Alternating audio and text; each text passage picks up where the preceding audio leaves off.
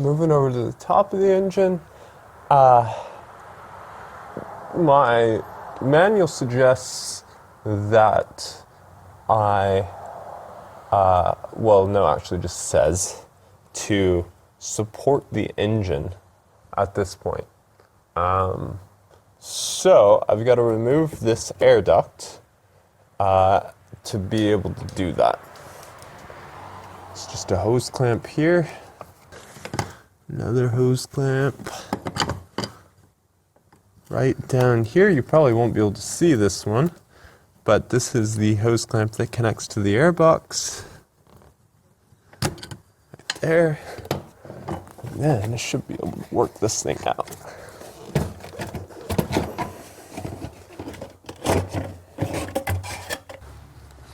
So, my Bentley manual says that at this point you should support the engine.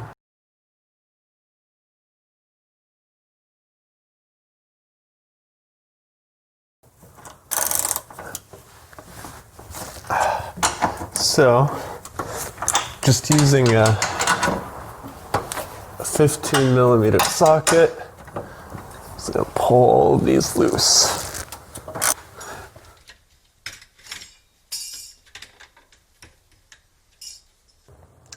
Now this guy right here is one of the adjustment bolts for the alignment.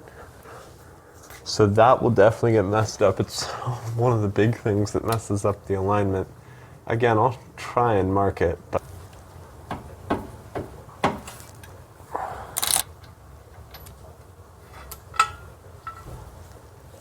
nuts here on the back. Nope, scratch that. There are 2 nuts in the back and 2 bolts in the front. That'll be an issue.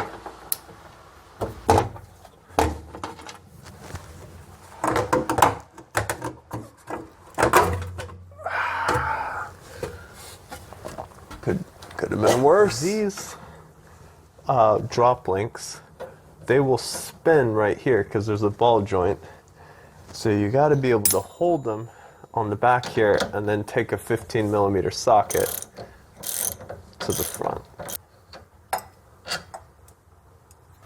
With the drop link, pull these bushings off right here.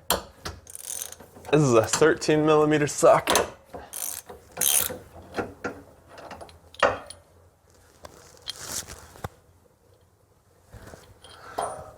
Yep, see? Aluminum. Oh, there we go. Yes.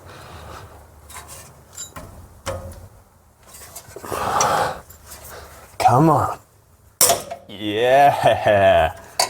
That is all 3 of them loosened.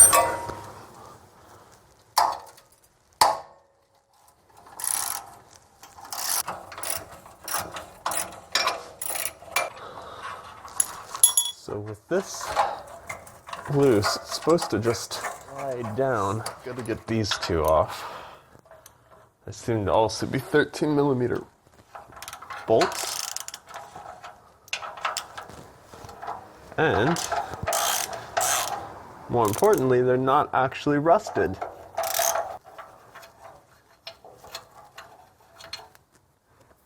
And on the back of the transmission are 2 more bolts that are that weird 1/2" size.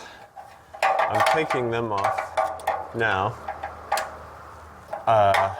because I really have no idea what the hell I'm doing or what to do next.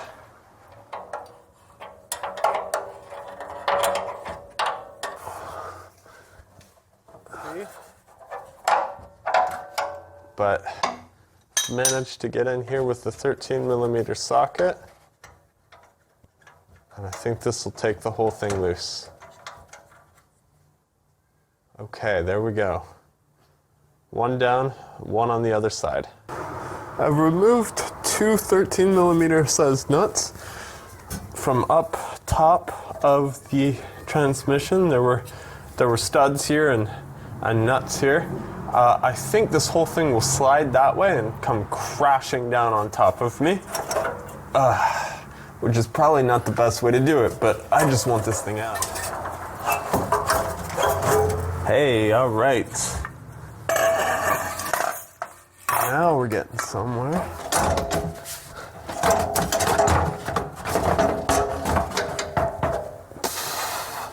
Just like bench pressing.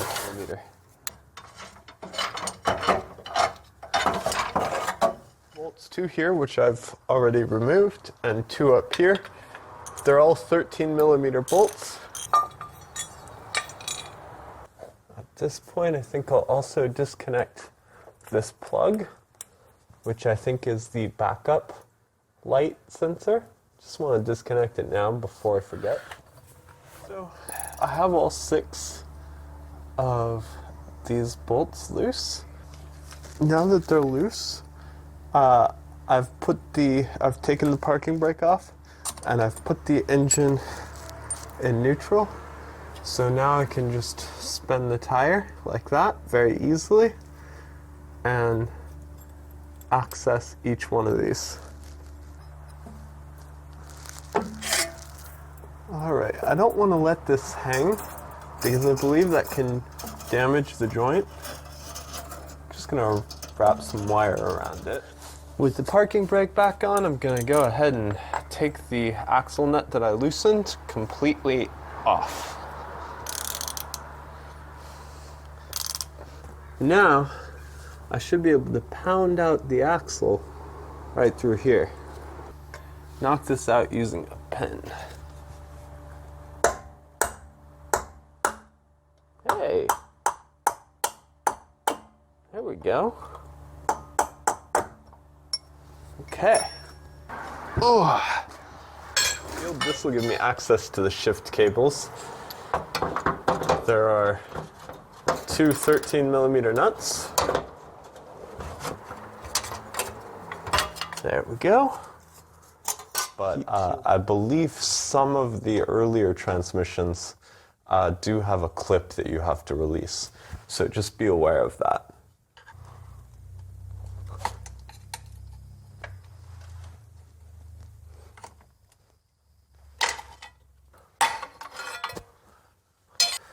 All right, right here, there are clips that hold the shift cables onto the transmission. I'm thinking, just grab both sides of the clip. Yeah, there we go. It was easier than I expected.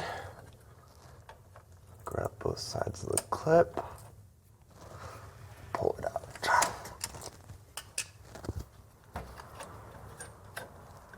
All right, so moving on to the last component we have to remove. It's going to be pretty difficult to see, but it's the clutch slave cylinder. This is the left side of the car, and you can see there's a bolt right there. So I've got my 13mm socket and an extension, and that seems to be allowing me to get the bolt out of the slave cylinder. Sure enough, there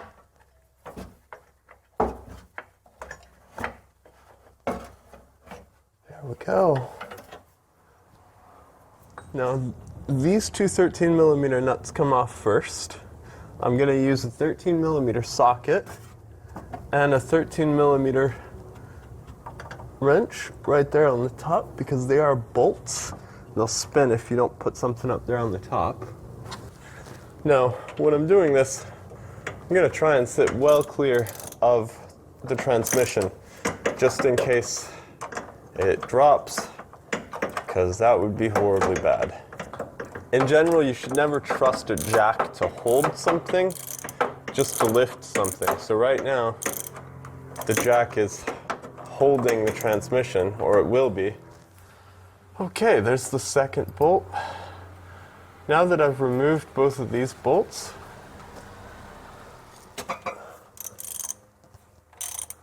so here's the bottom one that's loose, and now I'm going to the top one up here.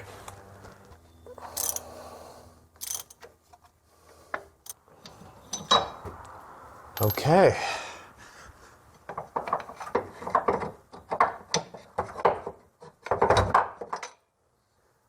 So now that is a 15 millimeter socket here, and that's how I'm going to try and get that off of there.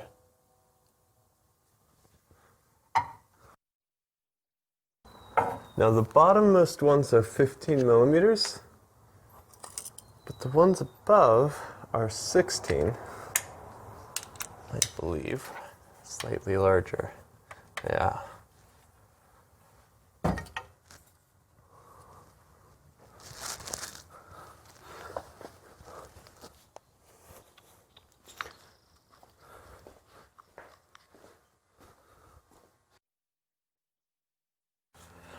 So this bottom one is one of these multi-point, I think like 12-point bolts. Unfortunately, it's kind of awkward, of course.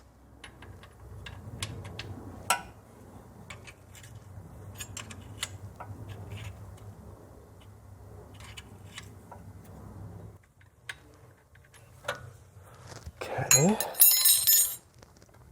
I'm going to go ahead and loosen the other ones. If you move over to the top of the car, you can actually see this bolt right here. It would be pretty difficult to get from underneath, but it's pretty accessible from the top. So I have my 16 millimeter end wrench for this because the socket wrench wouldn't fit.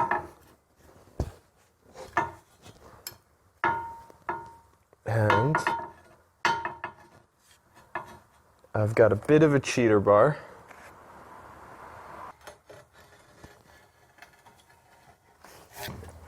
That is loose. Again, I'm gonna leave it on there a little bit.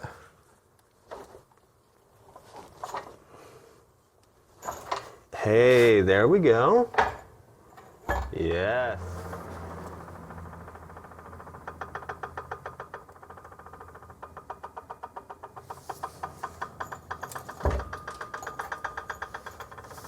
A little more.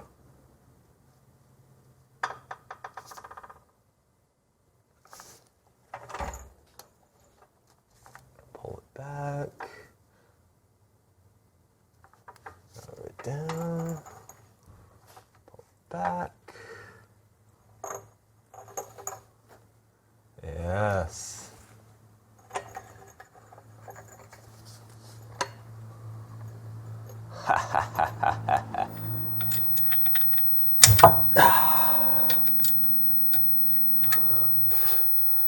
Now, in no way are these 6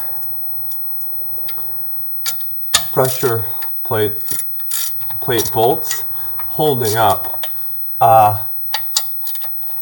They're extremely difficult to remove, and that's probably why they tell you you must replace them, you can't reuse them.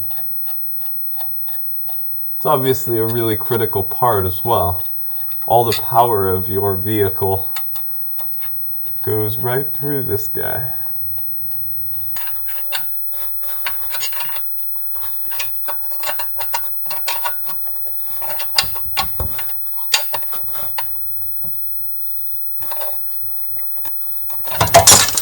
Oh, yeah. I'm using a 24-inch breaker bar because these are incredibly strong.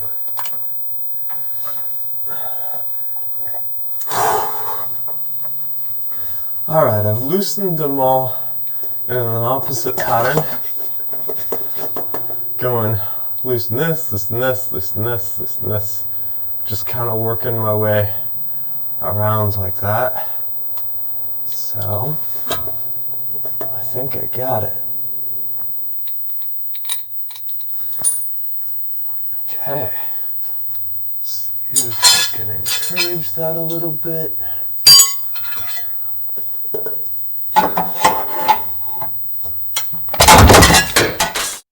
So with these two parts, what I can do, can take the 24 millimeter socket, put it on the middle bolt right there, and this allows me to turn the drive shaft carefully.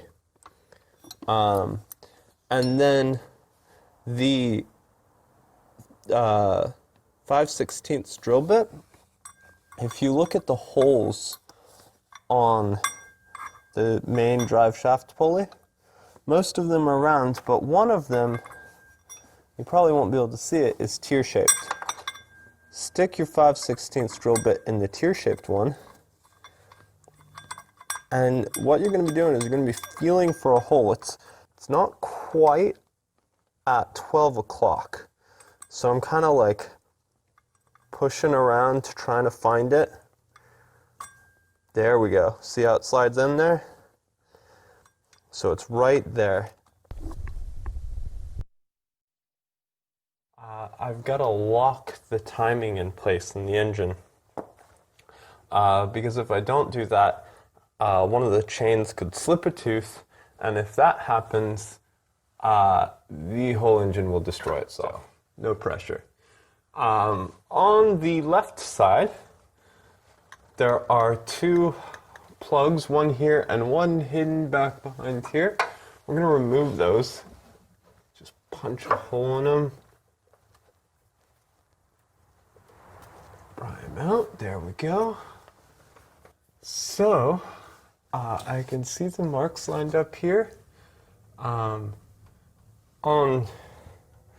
the newer engines, there's a slot on this one and a slot on this one, and you have to remove both. On my 2000, there's only a slot on this lower one, the exhaust. So I really only have to remove this lower one, but I'm gonna remove both of them just for funsies. So here's where it gets a little complicated. This is the left side of the engine. This is the intake and exhaust cams.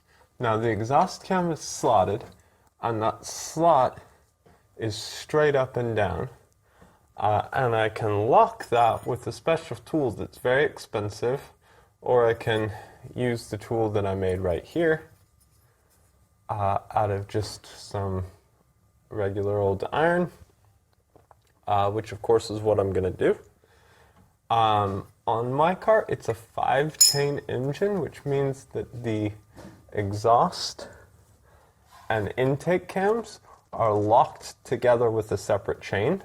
So there's only a slot in the exhaust cam and not a slot in the top, which means I only have to lock the exhaust cam, which is why my tool looks like this. Now, on later engines, starting in 03, 04, somewhere around there maybe, there was just one chain looping around everything. There were 3 chains total instead of 5. So no separate chain tying these two together. So the exhaust cam and the intake cam both had a slot, and they both have to be up and down, which means you need a tool that fits into that slot and then goes up here and fits into this slot, which is something you could make as well. Now, obviously, to make sure that this is up and down, that slot is perfectly vertical. I have the engine locked at top dead center. So now I can put my tool right in there, make sure that it goes in that slot. And I'm trying to work it back and forth, just make sure it's seated in there.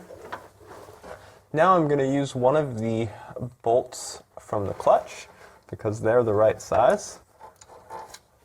And that's going to go right on here like this. Now I want to make sure that it's locked in there. Okay, this is tightened down. Yeah, that's definitely not slipping. That is one metal piece that's locking the exhaust cam into place. So on the left side, we removed the plastic plugs from the back of the engine. On the right side, I'm going to remove the plastic plugs from the front of the engine.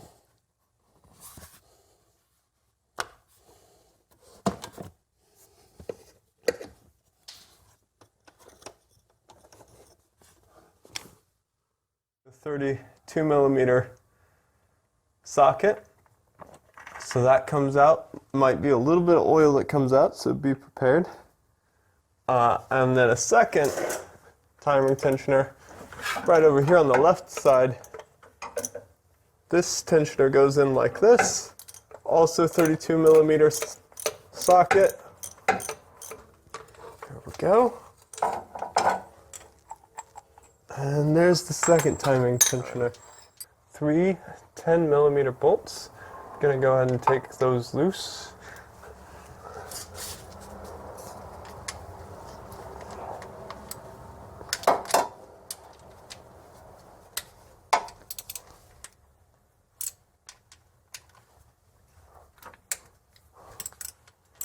The center nut is 13 millimeters.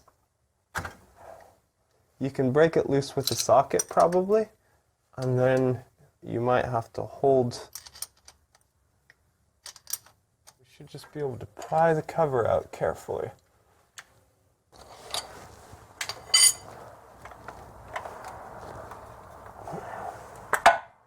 Yes. In my case, I tried to use a puller on the center nut to pull out the bearing, and the center nut snapped.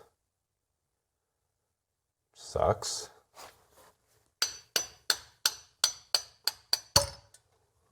I've taken a pilot bearing puller and put it inside the bearing here, which was kind of hard to film.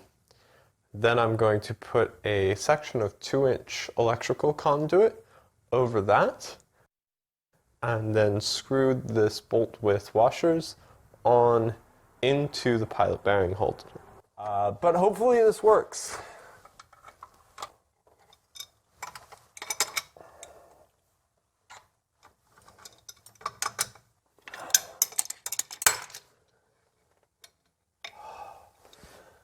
Either that broke something, or that was the bearing sliding. Oh, I think the bearing slid.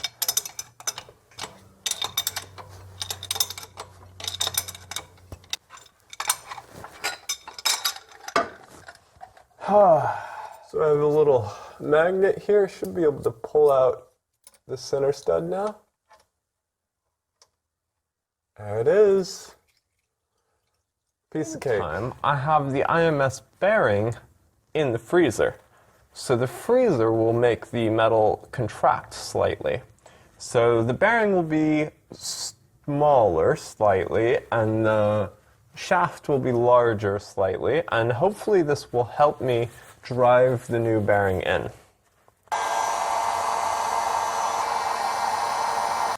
Alright, here goes.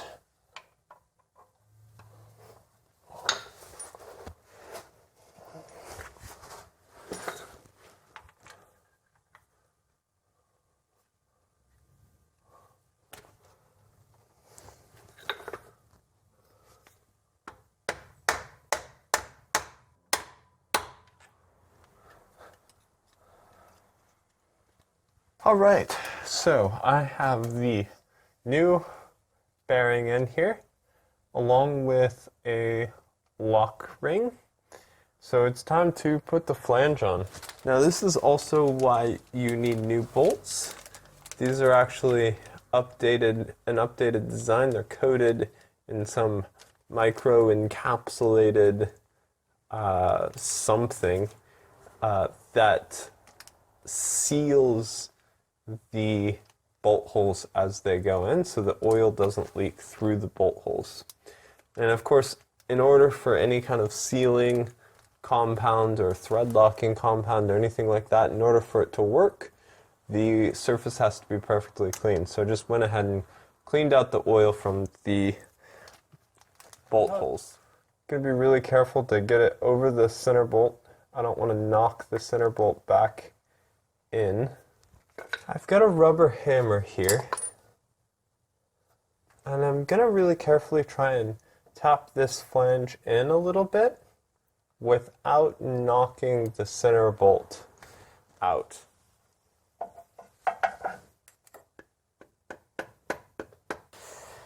looks like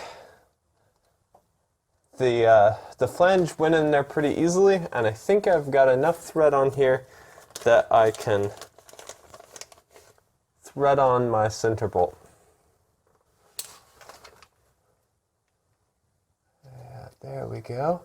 I'm just going to put that on there just like that, just so that I don't lose the center bolt, because if it drops back behind, then I got to take everything off to get it out. Put my new bolts in. These bolts are an updated design. They have a torque head on them, and they're micro encapsulated to help them seal better. So you should definitely buy these bolts. They're cheap, and they're superior to the ones that came off of it. If you're using a kit, it probably already has or should already have these bolts. If it doesn't have the updated bolts, then it's probably not a very good kit. So the new bolts use a torque head. These are Torx E10 bolts. Now, as you're tightening these, just tighten them evenly, because that will pull in the flange. You don't want to pull in one side of the flange before the other side and get it kind of crooked. That could damage the seal or cause problems for you. So just kind of looking at my clearances all around. For the center bolt, I am using a new nut because they are actually available. Always a plus. Again, it's a 13mm nut. This design hasn't changed.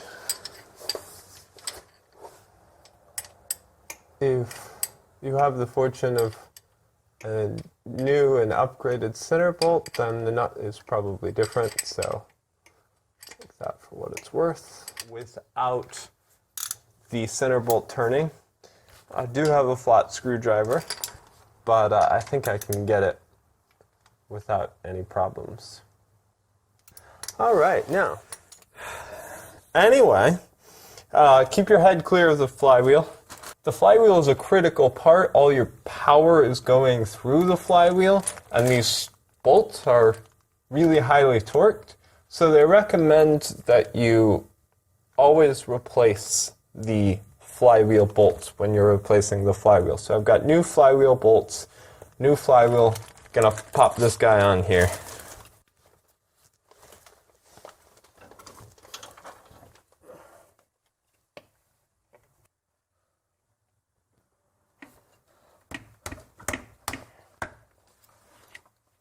There we go.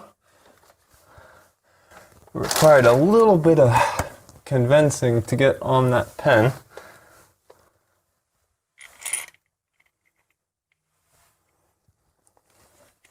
Once again, this is a T55 torque socket. I'm going to put a little bit of removable Loctite on these bolts. As I said before, these bolts are pretty critical to the operation of your vehicle. Now, in this first stage, I'm just going to snug these bolts up. It's critical that you tighten them in stages slowly so that you don't damage anything.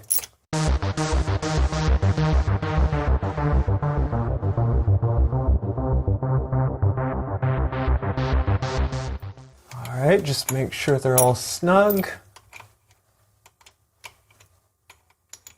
Notice this crisscross pattern?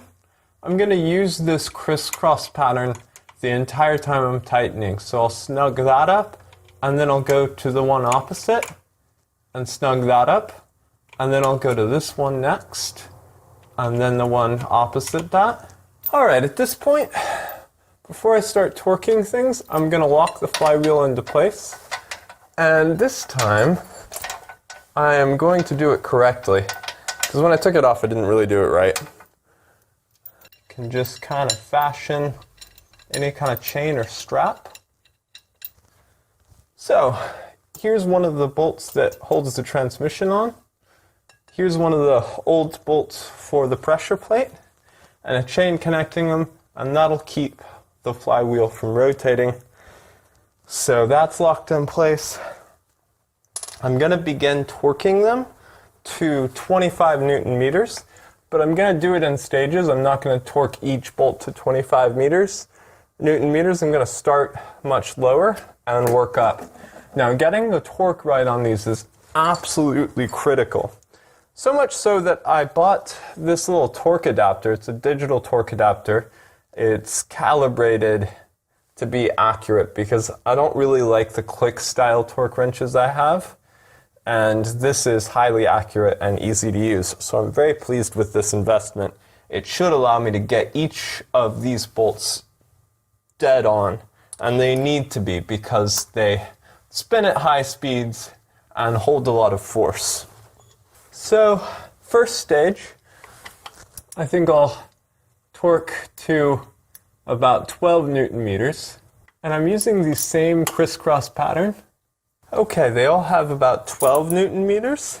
Now, I think I'll take it up to maybe 18 Newton meters of torque using the same cross pattern.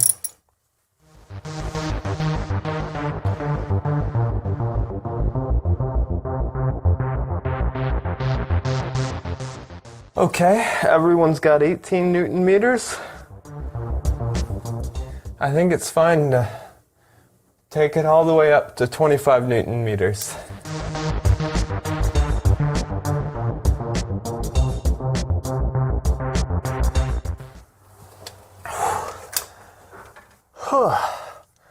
Okay, everyone now has 25 Newton meters of torque. That is equivalent to 19 foot-pounds. So now, to correctly torque this, the second stage is to give each of these an additional 120 degrees of rotation. Give each of these an additional 120 degrees of rotation. To do that, I printed out a degree measurement, which will hopefully work. Got a little bit of double-sided tape on there. So, put a little red mark on the bolt, put my degree measurement here. I'm going to turn that red mark from 0 degrees to 120 degrees. Or that's the plan. Yeah, I'm going to stop myself right there. A lot of people talked about taping a little angle guide to the flywheel and turning it. And while that will work, it's a crap idea. Because you can't get 120 degrees of additional rotation all in one go. Or at least you probably shouldn't. Instead, you have to turn it maybe 20 or 30 degrees, and then go in a crisscross pattern and turn them all in 20 or 30 degrees, and then go back to the original one and turn it 20 or 30 degrees more, and then do it all again in a crisscross pattern, and keep going as I'm explaining here. And if you're trying to tape and untape this thing all the time, and line it up each time, it's a pain, and you'll get really frustrated, as I did. It's a huge waste of time. So instead, skip that entirely. What you should do from the beginning is take your angle guide and take 2 colored Sharpies. Place your angle guide over the bolt. Don't worry about taping it down or anything like that. Take the black marker, or whatever color you happen to have, and make a mark from the bolt onto the flywheel at your starting angle. Then, take your other colored Sharpie, go 120 degrees from there, and make a second mark on the flywheel. When you do this, you'll have a black mark at your starting point on the bolt and the flywheel, and a red mark at your ending point on the flywheel. And you know you're done when the black mark turns all the way to the red mark. Simple. And this, I found, was so much easier because once you do this with all the bolts in the beginning, you just tighten them in a crisscross pattern, and you're completely done with this crap. Okay, should be pretty smooth sailing from here on out. Let's get back under there and torque the rest of those bolts. Ow. Fucking hell, that's knackered. Right. Interesting side note. Those bolts take a lot of torque. A lot of torque.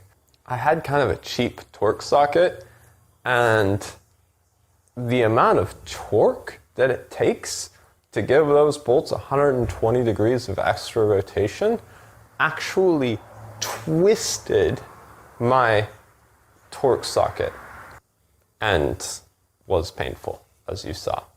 So I just had to run down to an auto parts place and get this guy. This is an impact rated Torx wrench, so it's much stronger and higher quality, and it worked a lot better and it didn't break. If you're planning on doing this project, I would make sure you have an impact rated Torx socket from the start, again a T55 one, and a large breaker bar. This is a 24-inch breaker bar, or a breaker bar and a short cheater bar. It does have to be short enough to fit under your car if you're doing it in the garage on jack stands like I am. So, large breaker bar, impact rated Torx wrench. That's the ticket. Once that's done, I also made sure that the surface of the dual mass flywheel is perfectly clean. The clutch plate makes direct contact with this, and any kind of oil or grease will ruin the clutch and cause it to not function correctly. So I made sure it was perfectly clean. Here is my clutch plate. It is directional, so it goes on like that, with the larger part of the flange facing out. There's also a marker on here that says gearbox side. So it goes on like that. And this plastic tool comes with the clutch kit, and it helps you hold this clutch plate perfectly center, because once you install the pressure plate, you can't move it, and it must be centered for the transmission to slide on properly. So that's put on there like that. Now to install the pressure plate.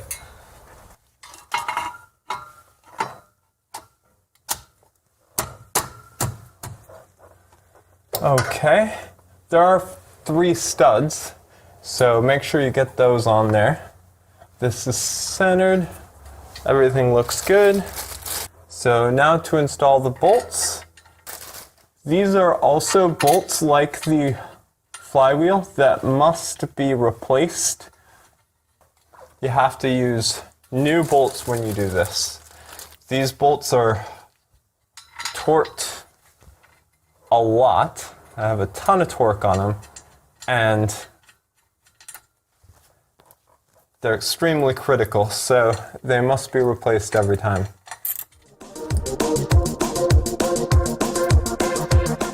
So once again, crisscross pattern in several stages.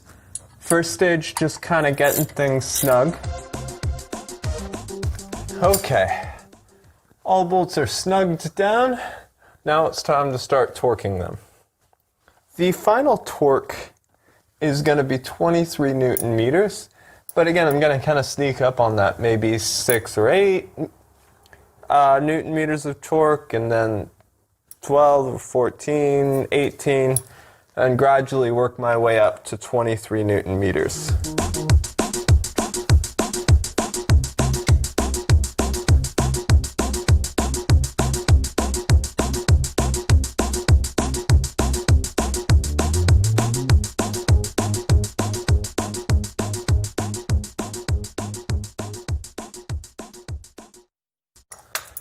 Okay, everyone's at 23 Newton meters. So you can go ahead and pull this out, and you'll see the clutch plate stays perfectly centered. It's totally locked in place. And now when the spline of the transmission slides in, it'll go right in where it's supposed to. Dual mass flywheel's on, clutch is on, and it's time to slide the transmission. Now I'm going to grease the splines on the transmission. Sachs makes this special grease for the job. And this grease is extra sticky to stay on the splines and not fling off due to the centrifugal force.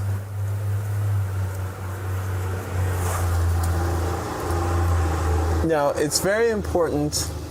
You'll notice this package of grease is tiny, and that's deliberate. Sachs has a special video on greasing the input splines. If you put too much grease on here, then the grease flings off of the input splines and gets on the clutch disc. And I'll probably link to that video so you can see it. It's a great demonstration. Once the grease gets onto the clutch disc, it's ruined. So you want to go really easy with this. Okay, time to put the transmission back in. That is great news. Let's roll it in here.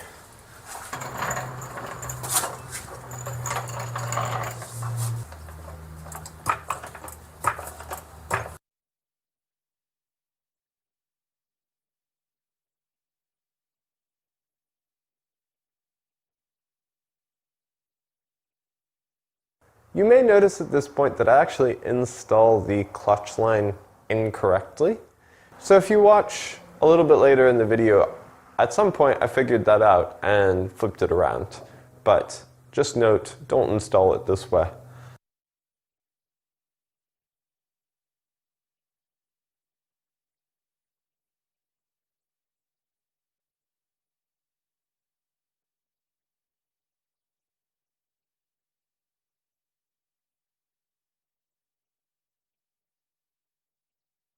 The transmission is in.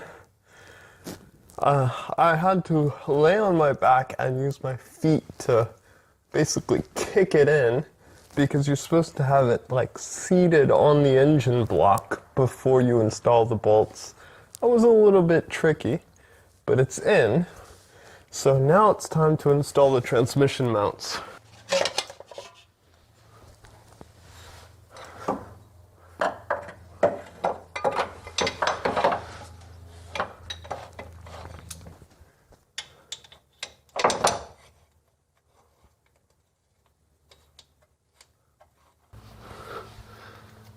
When you do this, be sure to use some removable Loctite.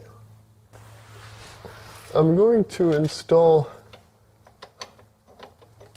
the bolts onto the transmission first because they don't really have any adjustment, and then I will line this part up.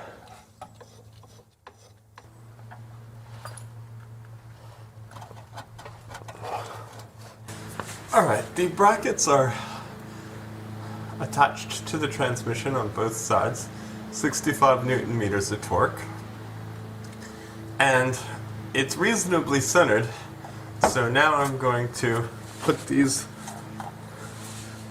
bolts in.